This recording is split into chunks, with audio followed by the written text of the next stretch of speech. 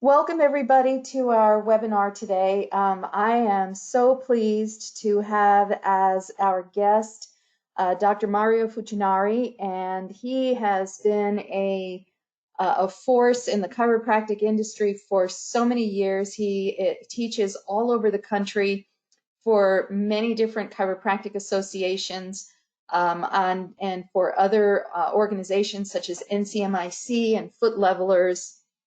He is a master of compliance, and he teaches insurance classes throughout the United States. Mario, I'll let you tell the class about some of the things that you're working on right now. And I know that you're, is it with Logan that you're doing a program? Is that right? Yes. Hi, everybody, and thank you for having me here today. And yeah, I'm doing a certification course in insurance consulting through Logan College of Chiropractic. That's already begun. So if you're interested in it, talk to Logan about having it next year. And but teaching all over, hopefully. Some things are still on, some things are not, and I'm teaching. I just was in Orlando last week, 400 people in my class, but we all did social distancing, so it was pretty cool. So anyway, but yeah, I will be. I might as well just dive into it there, Lisa. So, but just to let you know, I've been in practice now 34 years. So I started when I was 10. I'm on post-grad faculty, and I'm on the Medicare Advisory Committee as well. I teach for NCMIC, Chiro Health USA, and Foot Levelers, and have a bunch of alphabet after my name, but you didn't come to hear that. I know that Gold Star always puts out updates pertaining to everything. If you wanted to another avenue for updates here, all you got to do is go to facebook.com/askmario. I don't get your email. There's no spam involved here because all you do is go there, like me. If you put me in your notifications, like the new ABN form, what's going on with that? I could tell you it's on hold right now, but it's coming out. We have the new E&M coding coming out January 1st and everything else. So this is a great avenue to talk to you. And I will tell you, just like Lisa does, I do teaching and consulting for medical doctors as well as chiropractors. So multidisciplinary practices quite a bit here. So this is a good avenue for you to get a little bit more additional information, okay? You ready to go, Lisa? Absolutely. You've got control of the slides, so you go right ahead. All right. Here we go, folks. Strap on your seat belts. We're going to go into hyperspeed here. So, hey, if you have questions, type them in the box there, and kind of hold off. We got a lot of material to go through, but if I see something and it spurs on a question, write it in there, and then when appropriate, we will go through and answer your questions as well. But we only have 1 hour, so there's a lot to do. So let's just talk a little bit about here. Now, with ICD10, I mean, ICD10 is here, and so hopefully you're aware of that as well. And Lisa, you can just talk and we'll have a conversation while we present this. Okay. Well, I think your slides are cool. I mean, I love that little helicopter coming in. So you're always that's right. creative with those. It's the other side of my brain, the creative part here, okay? Yeah. So, ICD-10, and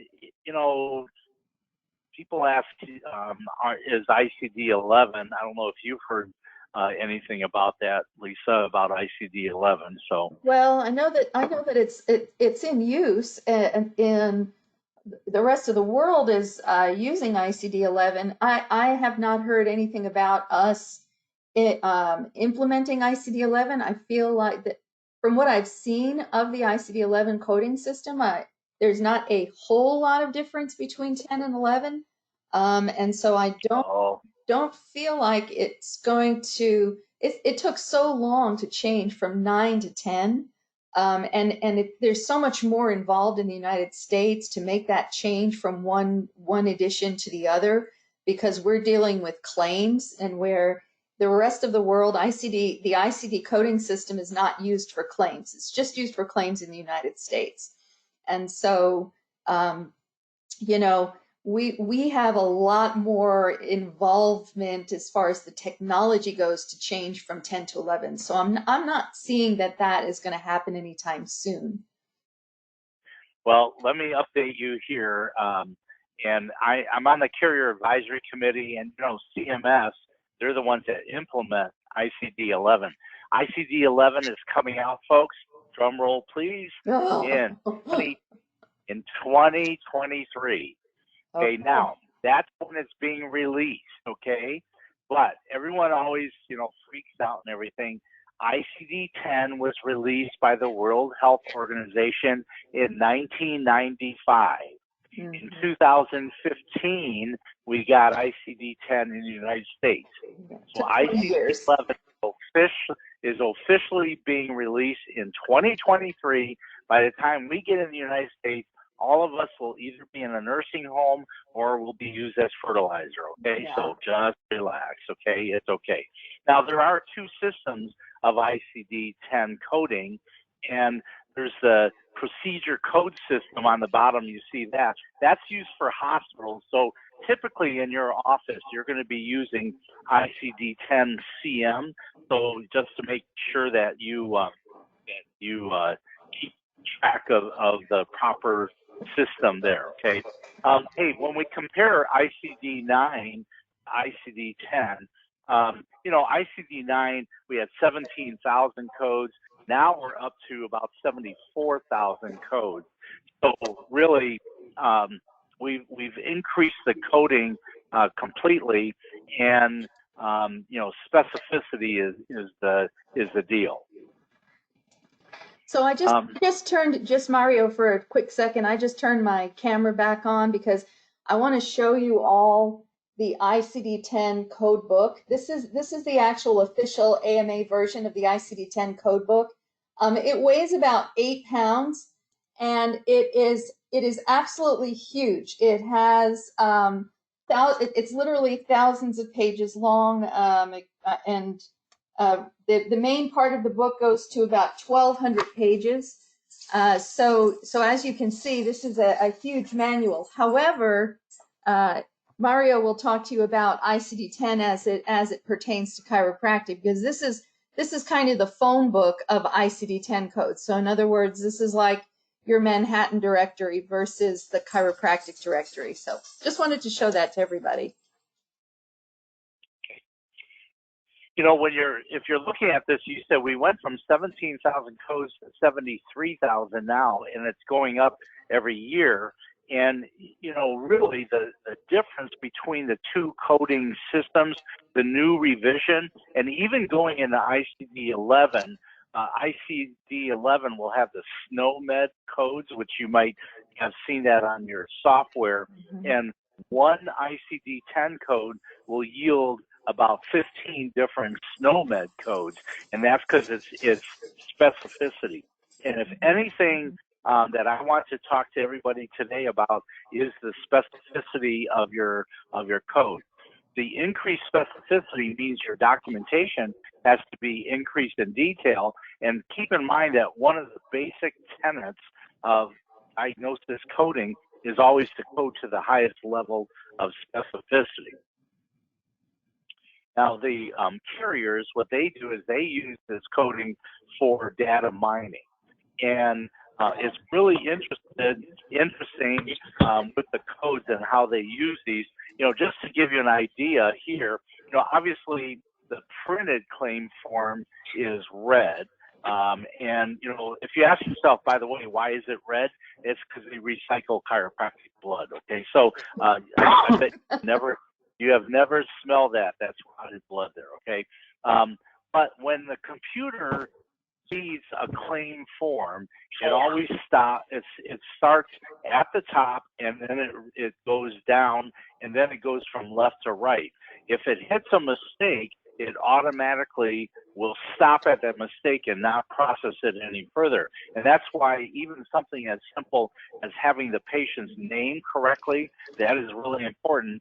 And I always tell my staff, look at their insurance card, and if it says Robert L. Smith, then you make sure you put Robert L. Smith the third or whatever it might be, okay? All right. So make sure that is on the claim form properly, okay? Now, box 14 is very important, especially in the chiropractic realm, because when we look at Medicare, box 14 in Medicare is, now, first of all, box 14 is the date of current illness, injury, or last menstrual period.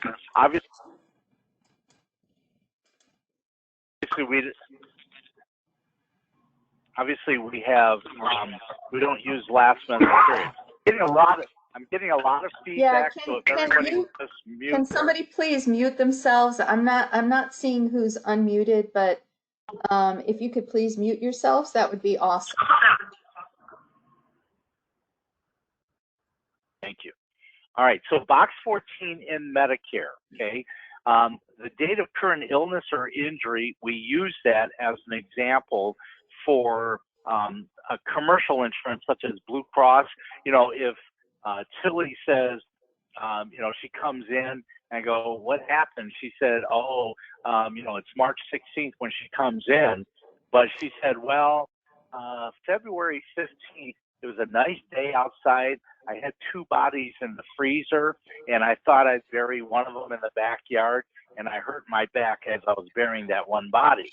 Well, if she comes in, that's a joke, folks, okay? But she comes in on March 16th. The date of injury was February 15th. So for Blue Cross, as an example, I would put 2/15/2020. But if she's a Medicare patient, it's the actual date that she comes in. Now, keep in mind, we don't have time here to go through it, but the episode of care, which is from the time you initiate care all the way to maximum improvement, Medicare says should be about 90 days. Guess what? Blue Cross says the same thing. And so take a look at your box 14s and don't automatically change them. Don't change them if you have if you do a reevaluation. But if there's an exacerbation or a new condition, it needs to be changed there. That is a huge thing on the claim form itself. Okay. Yeah. All right. So box 14. So let me just chime in here real quick from the standpoint, you know, as most of you know, what we do is we do billing for chiropractors. These are some of the most common claims rejections and denials that we see are incorrectly filled out box 14 dates. Okay, and also, as Mario mentioned, demographic information, not giving your billing staff or the billing staff not putting in the correct name as it shows on the insurance card, or the correct insurance card, or not getting the updated insurance information from that patient at the beginning of the year or when the patient hasn't been in a while. So I just wanted to interject that as well as a huge problem that we see. And what happens is these errors are compiled in a database that, or a profile that the insurance company has on you. And if you get to a point where your claims errors and your errors are at a certain point, it could trigger an audit. And so we want to try to avoid that as much as possible. Yes. And, you know, with box 21, there's a definite order, and we're going to go through that in today's class as well. But keep in mind that computers read from top to bottom, left to right. So they're looking at 21A, and that has to be your beefiest, you know, your best code that you have. And then that corresponds to the diagnosis pointer, which is in 24E. Keep in mind that in chiropractic especially, and I know some are listening with medical as well, but in chiropractic, the diagnosis pointer for Medicare is only to be the letter A. Even though you might have diagnoses A through F, you only put the letter A as the diagnosis pointer there, okay? That's correct. You know, just to show you just to show you some of the specificity, M48.06 has been deleted, and now we have M48.061, which is spinal stenosis without neurogenic claudication, and then M48.062 is with neurogenic claudication. Some people, some staff might say, what's neurogenic claudication? It's basically nerve pain in a leg. And then one person, she said, well, why don't you just say nerve pain in the leg? I said, because I get paid more if I say neurogenic claudication. So, little joke. Okay. All right. But this is what Blue Cross put out, by the way. Okay. Physicians may be ICD10 compliant, but if they abuse the other or unspecified code, payment will not occur if a more specific alternative exists. Folks, you just got to get off of that lumbalgia, cervicalgia. And lumbalgia, by the way, in the chiropractic field is the #1 used diagnosis, cervicalgia #3, dorsalgia #4. I was actually hired as a consultant with Blue Cross, and what they did an analysis of 4,200 chiropractors, all of their claims on ICD-9, and they ranked those codes. And the #1 code was lumbalgia, #2 was cervicalgia, #3 was thoracic pain, dorsalgia. In September of 2019, I contacted the vice president that I talked with, and I said, have you rerun the claim analysis? And she said, no, it's a good idea. And they reran it, and in chiropractic, the #1 code now was lumbalgia, #2 cervicalgia, #3 thoracic pain. And what she said was very interesting. She said those chiropractors just have not learned. And I always say, and everyone, just any doctors on the line and staff, tell your doctors, lumbalgia due to what? And just, fill in the blank. If it's spinal stenosis, that's, DDD, those are your codes, okay? So, pain in the neck, cervicalgia, that's like, they have neck pain, and I don't know why. And my next door neighbor, could be a cervicalgia, but I don't get a reimbursement check for that either, okay? So as Lisa said, when you do an analysis on your claim forms, the best thing to do is put together like your last 40 new patient charts and list down the diagnoses that were used.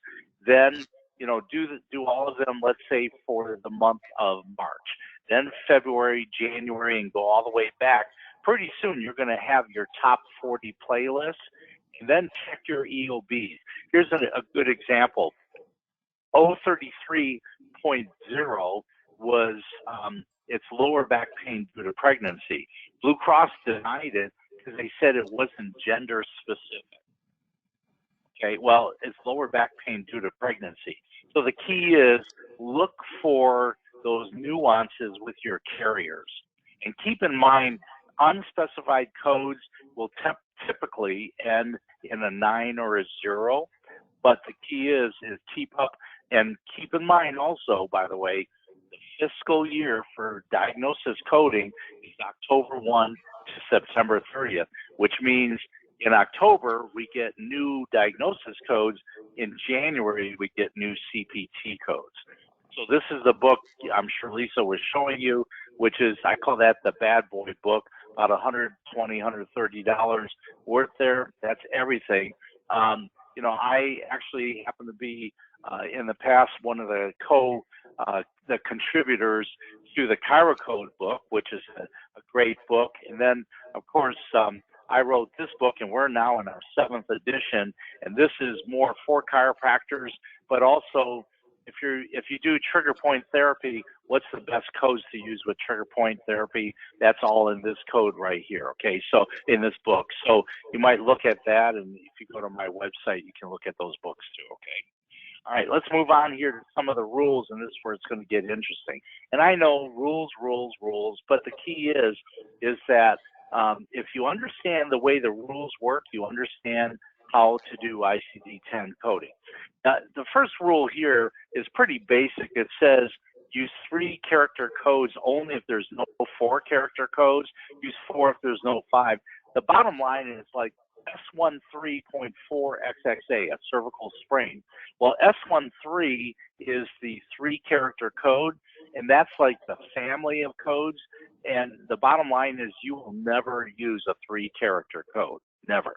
Okay, and so number 2, and this is very appropriate for our conversation today, codes that describe symptoms and signs are only acceptable if that's the highest level of diagnostic certainty documented by the doctor. So the bottom line is the R chapter of codes in the coding book are all symptoms, but if there's a more specific code, then you should use that code instead. And, code what you know is what I always say, but keep in mind something like lumbalgia is just not a good code to use. Okay. Yes, Mario. So go ahead.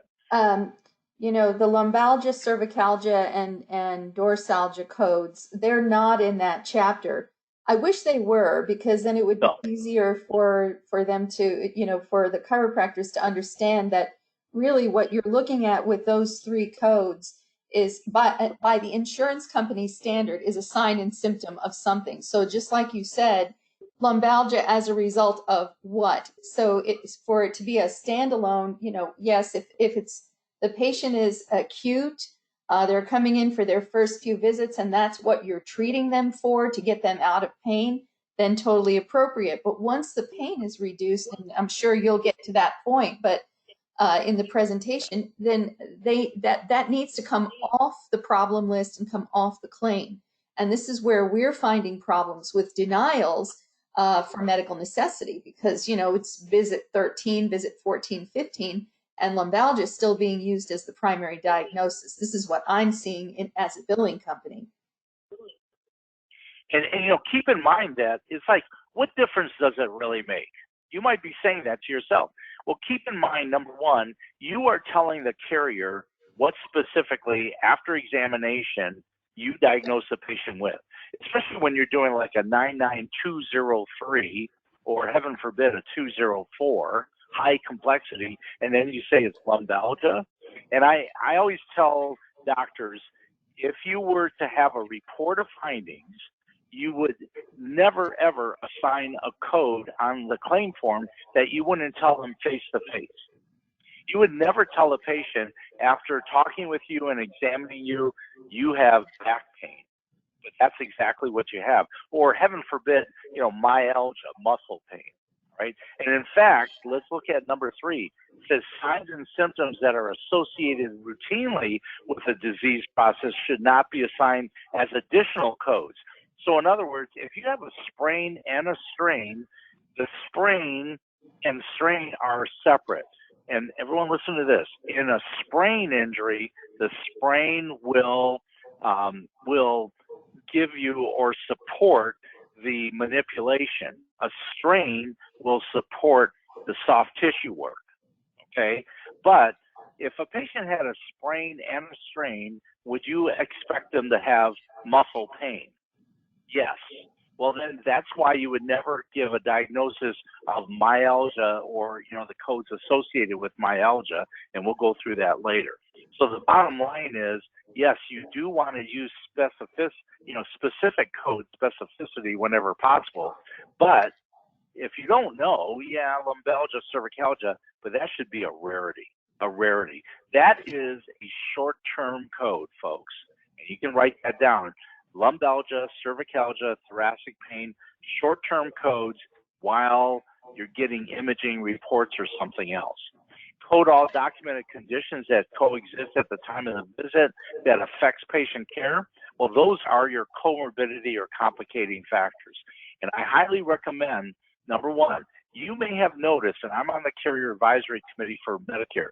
Medicare has now retired all the LCDs, and not just in chiropractic, but in much of medicine. Why?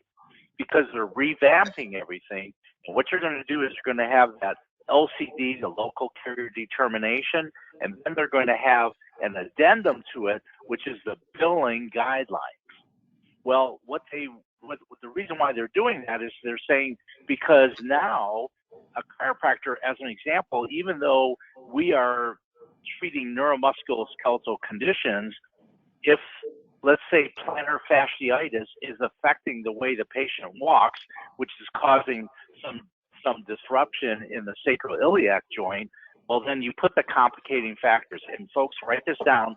Complicating factors are always listed last, okay? All right. So they give you more visits is what they do, up to 2.5 times more, longer for a patient to be resolved. Here we'll take a look at number 9. The acute condition should always be listed first, and yeah, whatever is worse goes first. That's the important thing there. Okay. All right. Let's just talk about trauma codes here. Okay. And Lisa, I don't know if you have anything you want to add in at this point here. Well, the only thing that I wanted that I would let you know, and again, this is just because we do billing for so many of the different Medicare carriers. What has happened is that like Mario said, the LCDs as they have been known were all retired in 2019, and now there are some of the carriers do have new LCDs out, such as Novitas. They've put out a new LCD, but what they've done with all the LCDs is they've taken out all of the coding information, and then they have created something called an LCA, which is a local coverage article. And it's the articles that contain all of the coding, the ICD coding. And as a matter of fact, the local coverage article for Novitas is extremely specific. It breaks down the diagnosis codes into different categories and gives you, how many are for short-term, medium-term, long-term treatment.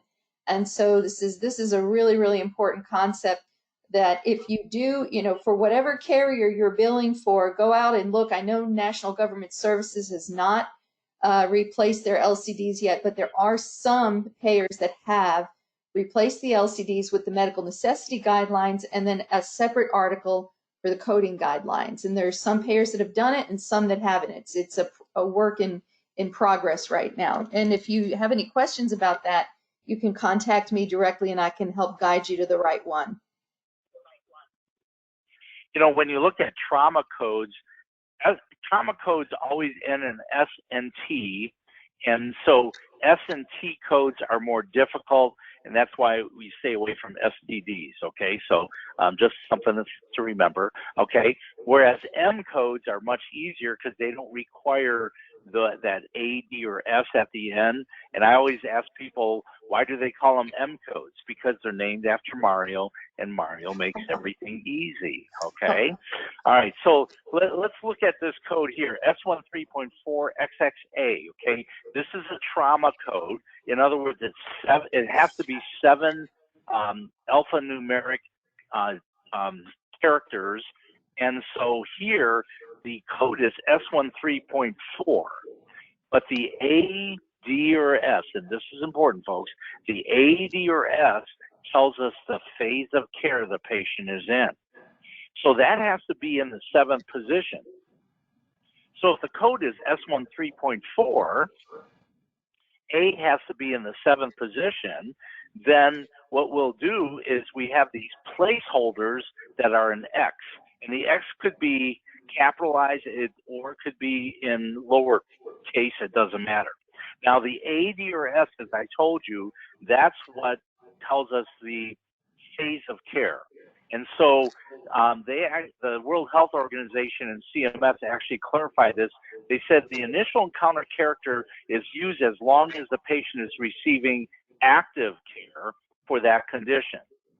So think of the phases of care of a patient. I mean, I'm being generalized here, but they come in pain. And so that would be acute.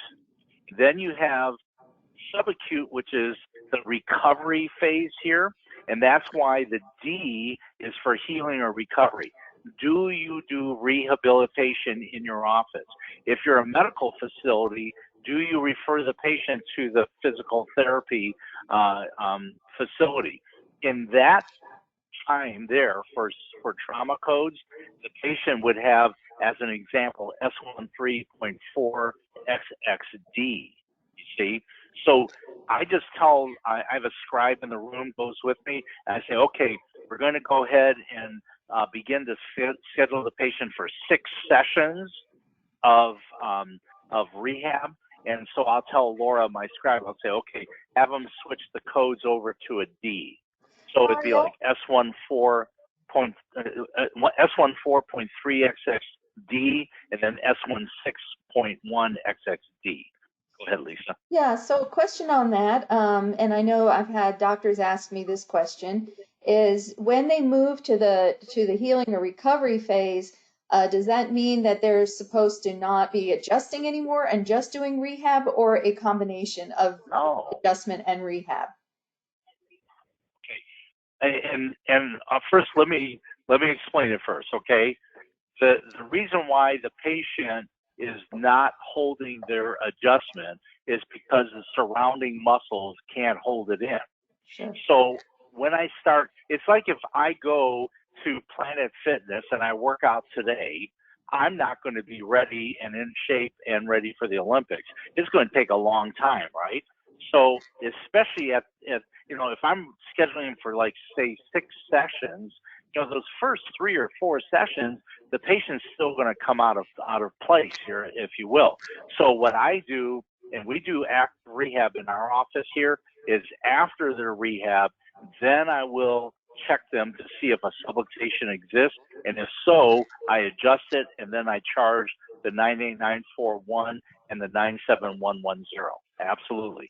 So if appropriate, but keep in mind that rehab may be causing a subluxation, just like the patient says, whenever I go home and do anything, I flare up. They still are having that subluxation. Eventually, it's going to start holding in, okay? Mm-hmm. All right, so Thank you. Hopefully that answers. Okay, Yeah, cool. for sure. And then, you know, the sequela, like, you know, a sequela to diabetes is diabetic neuropathy, but but in a trauma code, we really don't have in chiropractic too many sequelae. Okay, all right. Now let's talk about, you know, just take a step back and look at medical necessity, which we could do an hour just on medical necessity. Mm-hmm. Basically, when you get the history from the patient, I always teach 90% of the diagnosis comes out of the patient's mouth. Now you have a differential diagnosis list, and you examine the patient, you come up with your diagnosis, okay? And then the rationale is formed by that diagnosis. Example, if I told you that the patient has sacroiliitis, inflammation of the SI joint, and I asked you, do you use heat or ice? It would be ice because they have edema, right? Can I do electric stimulation? Yes. Can I do ultrasound? Well, in the pulse mode. You see, the rationale for the treatment is based on the diagnosis, which is based on the history and exam, and therefore my treatment has to all make sense here, okay? And you don't have 50 visits, you know, 50 treatments for a lumbalgia. That just doesn't make sense. And sometimes it just doesn't make sense. You know, it's kind of like, what the heck is going on? And that's where radiology comes in. And I know there's doctors out there who don't own their x-ray machine. I do, but they don't have one in the office. But keep in mind, most patients have been other places, and that's why it should be your policy in your office that when a patient comes in, either as a new patient or one you haven't seen in 3 or more months, you always ask that patient if they've had any imaging, and you get that prior to the consultation. That report allows me all those long-term codes like DDD, spinal stenosis. You know, now I can use them if they have an imaging report that shows that. So don't say, have you had any imaging done in the last year? No. Have you ever had any imaging done? Yes. Okay. Get the report. All right. And maybe even the images itself. Okay. This is really important, folks. If you suspect that they have a herniated disc, you cannot put it on the claim form until it is confirmed.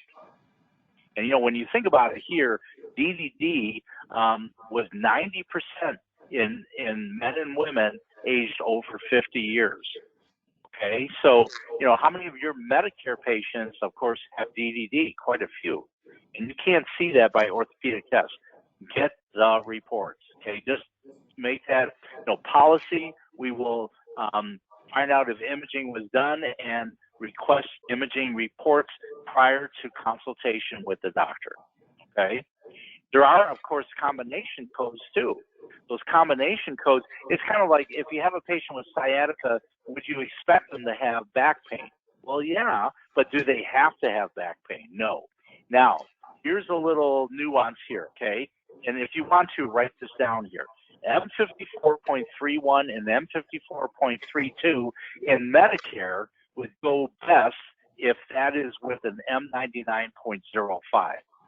That's an S1 nerve root. It's coming from the SI joint. There's no back pain. Whereas M54.4142 would be M99.03, and that would be like an L5 or an L4 nerve root, okay?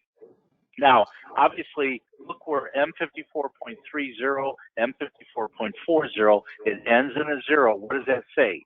Sciatica with lumbago, as an example, but I don't know which leg. Would you get reimbursed for that? No. Well, it's the same thing with lumbalgia, cervicalgia, okay? So M54.3132 in Medicare, you would put it with an M99.05. In M54.4142, M99.03, okay? And so, you know, keep in mind, oh, by the way, other than Medicare and the VA, maybe Medicaid, if your state covers it, what other insurance requires a subluxation code, the segmental and somatic dysfunction codes? Yeah, there aren't any. And remember, that 21A, that's your beefiest code. So I always say for Medicare, as an example, M99.03, and then in the B slot, you would put M54.41 as an example. But in Blue Cross, switch the order and put M54.41 and then M99.03, and then that way you actually will get paid better, or upon audit, they will allow you more treatments. Blue Cross specifically told me with a segmental and somatic dysfunction listed first that really their computer says you get about 3 to 8 treatments. So make sure you look at the order, okay? All right. All right, let's talk about the diagnosis codes, okay, just so everybody's on the same page here, okay? M99.01, of course, is cervical, 0.02 is thoracic, 0.03 is lumbar. Now, M99.04 is the sacrum or sacrococcygeal joint, okay? Make sure you're using those codes appropriately. M99.05 is the ilium or SI joint, okay? All right. Now, if you were, let's say I handed out a deck of cards to every one of you here, okay?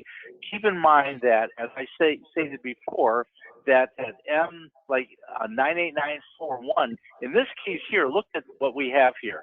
If it's a 4-1, you have lumbar, segmental and somatic dysfunction with lumbar DDD, as an example.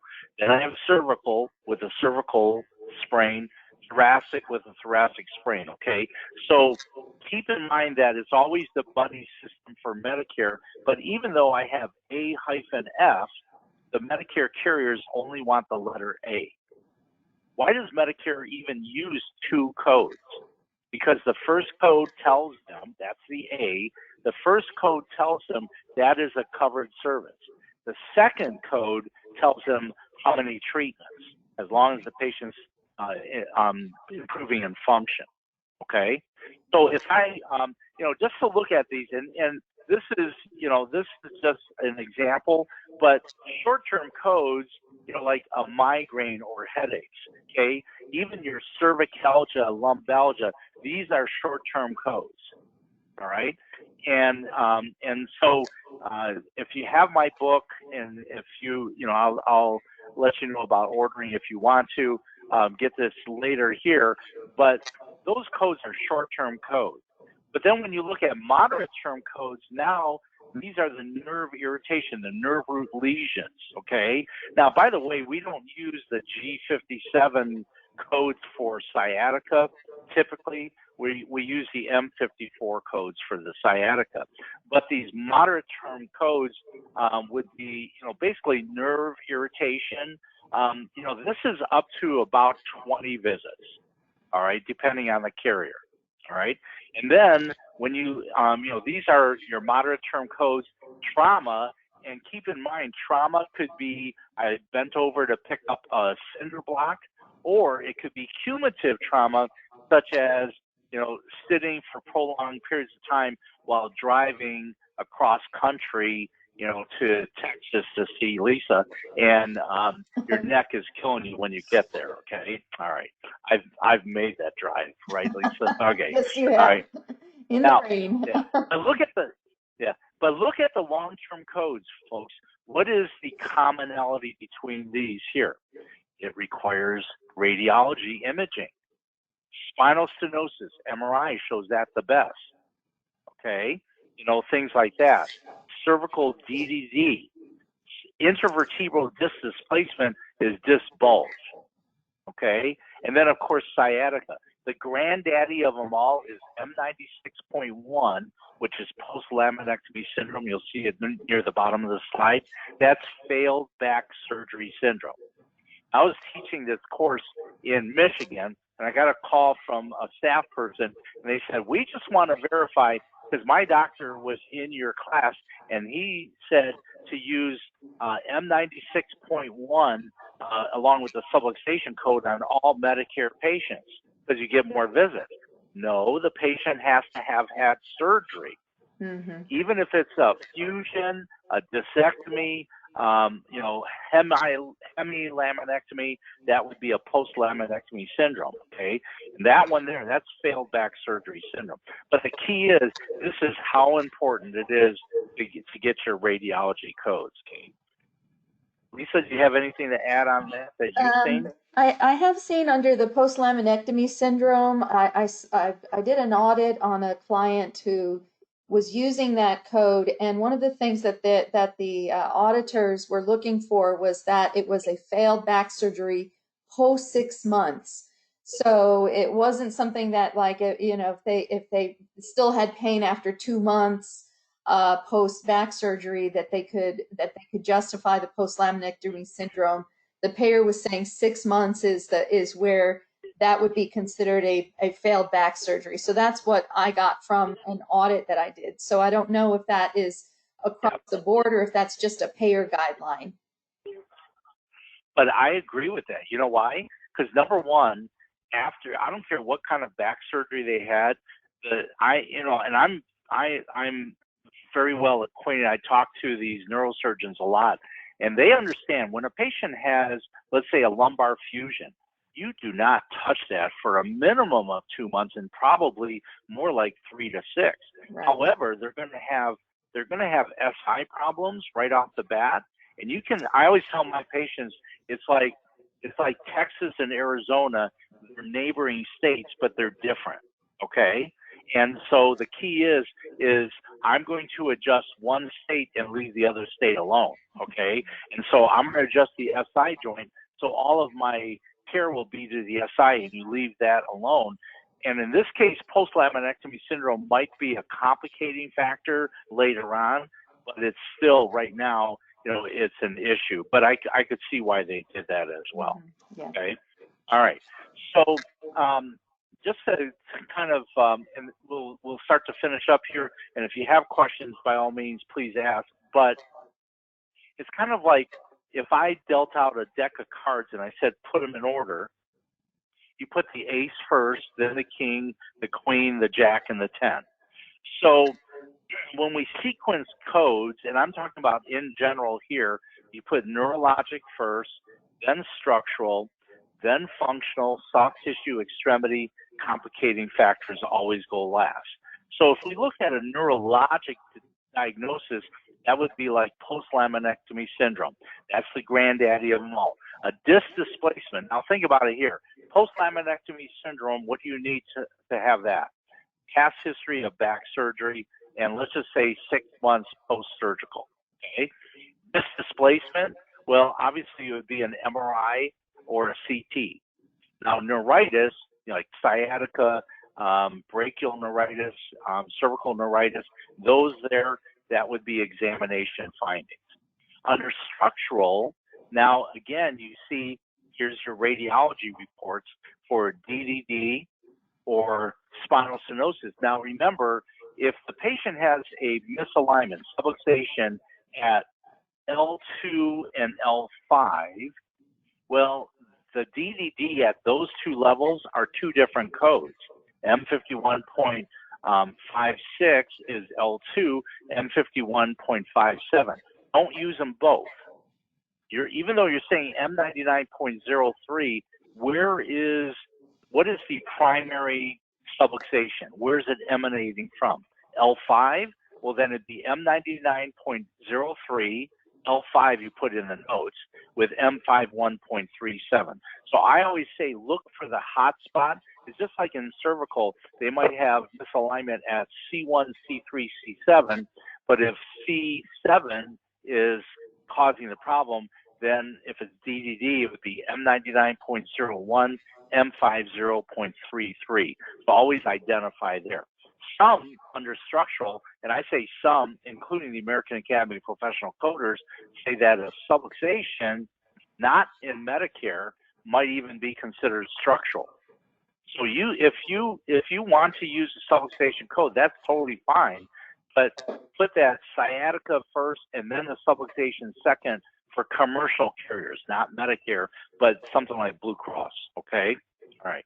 Now, the functional diagnosis, okay, now, if you are doing rehabilitation in the office, okay, or if you're sending them out for rehab, why are you doing rehab on the patient? And as I go through the room, I get various amounts, to make them better, improve their function, but to be more specific, it's for disuse atrophy, also known as deconditioning syndrome, okay? And deconditioning syndrome is when the patients, according to Liebenson, when their situation or their malady is causing a interference with activities of daily living. And so there, some of those codes, these are just some. There's 25 different codes, folks. These are the M62 codes. So in other words, this is, excuse me, this is the closest we get to a sequela. They have DDD, or let's say sciatica, and then number 2 would be an M62.59, you see? And that justifies. In other words, why are you doing rehab? Because they have disuse atrophy, deconditioning, but you didn't diagnose it. Well, in my book, you don't get it. So make sure you do that, okay? Just like soft tissue, trigger point therapy. Why do you do trigger point therapy? Think about it. It's not to reduce muscle spasms, because that would be massage. Okay, what's the code, the CPT for massage? 97124. What is it for trigger point therapy? 97140. So what's the difference? It comes down to what are your treatment goals. And trigger point therapy 97140 that's for trigger points. Yeah. So think about it here. You should be mapping out the trigger points. And what conditions have trigger points? Myofasciitis or myositis and fibromyalgia. Fibromyalgia is when you have like 11 tender points above the waist, 11 below. So if you're treating just the upper traps there, that would be a myositis there, okay? And, keep in mind now the myalgia codes, M79.10 to 18, myalgia, you've got to be more specific, and we'll talk about that in a second. But myositis, look at the myositis code, M60.9. So you ask yourself, it ends in a 9, what does that mean? It's an unspecified code. So you say, is there a more specific code? The answer is yes. There's 25 of them. A bunch. Okay? A bunch. In fact, yeah. yeah, there's 25. I've counted them up because there's nothing else to do in airports anymore. So, the key is, where are the trigger points? If it's in the upper trap, if it's in the quadriceps, you're going to have a different code for that as well. Okay. Now, just to keep in mind, myalgia M79.10, unspecified site, not one you want to use. Okay. And so it's more specific. In fact, Medicare said they will only accept for chiropractors M79.12, which is of the head and neck, and M79.18, myalgia other site, maybe in the lumbar region. Okay. So keep that in mind. It's like the rationale. And anytime you're audited, and I help doctors out all the time who are being audited. And when you're being audited and they say medical necessity was not shown, that means that your assessment and your rationale, your medical decision making, that it sucks. Okay? And so keep in mind that your medical decision making has to be more specific as well. As an example, some of the complicating factors that we talk about would be like pes planus. Now, this is not something you'll treat, but pes planus is important, okay? Also, we have, as an example, how many of your patients have Ehlers-Danlos? Okay, and I can't see, what you say, but keep in mind that Q79.63, just to give you something, the vascular, ask your patients if they have Ehlers-Danlos, what kind of Ehlers-Danlos it is. They will know. Ehlers-Danlos, vascular Ehlers-Danlos, by the way, is more susceptible to vertebral artery dissections. Just keep that in mind, okay? And then lastly, external cause codes. External cause codes are used if you have a PI practice, work comp, if you see VA. Did you ever have these insurance companies where they are sending the patient questionnaires and asking them if this is due to a work comp or an accident? Well, the reason why they're sending out that questionnaire is because they have an accident policy and you didn't code it properly. On those codes there, you always use the external cause code. There's thousands of external cause codes. Just to give you a little quick story here. I have to come up, with a scenario, and so after doing some peyote, just kidding, okay, but after doing some peyote, it was the patient jumps off of a high dive into a bucket of water, injuring his neck. But then I got to look up the answers. And I'm not kidding you. You can look them up if you want to. There's a code for high dive. There's a code for low dive. There was actually a code for the lip of the bucket and one for the bottom of the bucket. So I didn't use that question. Okay, it's like I was just in Florida, and they had a lot of rain there, and maybe this could happen, a W59.22XA struck by a turtle. Now, okay, my apologies to Lisa and all of you Texas people out there, but, W61.43 struck by a turkey. I don't know. He's working. Is that a work comp or hobby? I have no idea. Okay. All right. Let me just, remember, Mario, real quick, let me just interject on that one comment you made about those letters that the patient might get about, were you in an accident?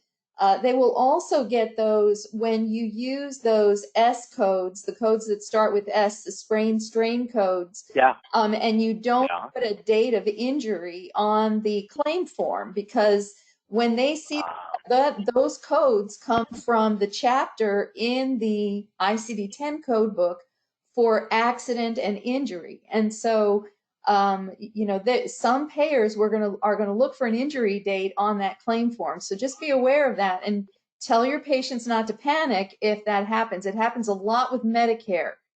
These little Medicare patients come back and they're all in a panic because they weren't in an injury, so to speak. So anyway, that's just kind of my 2 cents on that. Yep. In fact, remember that case I talked about with Box 14 where Tilly buried the body, and in the backyard? Well, being near Chicago, we actually had that happen, of course. And so, yes, folks, there is even, yes, I looked it up, a Y92.017 bearing body in yard, place of occurrence or yard, single family house. I am Mario, not kidding you. That is and a I am code. not even going to ask where you got that picture. Okay. Yeah. I went to Tilly's house. So, Okay. Anyway, so hopefully we'll take, have a couple minutes for questions here. But if you need more guidance here, for you folks here and through Gold Star, Lisa and I have been friends for a long, long period of time here, and I will even give you a discount price. If you put in the promo code on checkout, save 5, we'll give you a discount and mail that book out for you. And the normal price is about $75, so $79, I think, but we'll reduce that price for you all here, okay? I'm going to take questions, but don't forget the promo code. Just go to askmario.com and look at that as well. And if you have any questions, you can email, first of all, Lisa, and or otherwise my email is doc@askmario.com, and you can look at my site at askmario.com. Okay, Lisa, I'm going to go ahead and take questions if you have any, and we have about 4 minutes left. Well, first of all, thank you so much, Dr. Mario, for coming on and presenting this for our clients and those of you who are, who've gotten the information from Dr. Mario's website. We really appreciate your being here. I don't see any questions in the chat box, but I will tell you, just going back to this slide that Mario has up on this ICD-10 coding of the top 100 conditions. For those of you who are watching the webinar, I showed you what an ICD-10 code book looks like. I guarantee you, just as a chiropractic office, you don't need that book. Okay, what you need is this one, because this is going to get to the heart of your ICD-10 coding. If you get the full, phone book, you're only going to use maybe 100 codes, if that, in your lifetime. And so I would always recommend that you get Mario's book because it gets to the heart of the matter. The other thing is, make sure you get a new book every year. This is not something that you want to be chintzy on, because these ICD-10 codes change every single year. There's always a few in chiropractic that are going to change, that we're still getting denials of doctors who are using M79.1, and it slips through because it's down the list and we don't see it. We send it out and then we get a claims rejection because that M79.1 is still being used, and we have to go back and continually remind the doctors to pull that off their problem list. So, I cannot speak more highly of this ICD-10 code book. It's the one we use. I send it out to my billers who are doing chiropractic billing, and it just makes it so much easier for you guys to get to the meat and potatoes of the diagnosis codes you need to be using. And I'm not getting any commission for that. So thank you. But I'll give you a coronavirus free hug, okay? So, yes, okay. All right. Well, if you're listening to this on an archive, because I believe Lisa's going to archive this, we're going to keep that promo code for as long as it takes, and so you can get that code as well, okay? All right. All right, Lisa. Well, thank you very much for having me. It was really an honor. I thought it was fun, and hopefully everybody else had a little fun with it too. Absolutely, absolutely. And I'll be sending out an email shortly to everybody. And I'm going to post the recording of this webinar on my website under the webinar archive, and I'll be sending it to Mario so he can put it in his archives as well.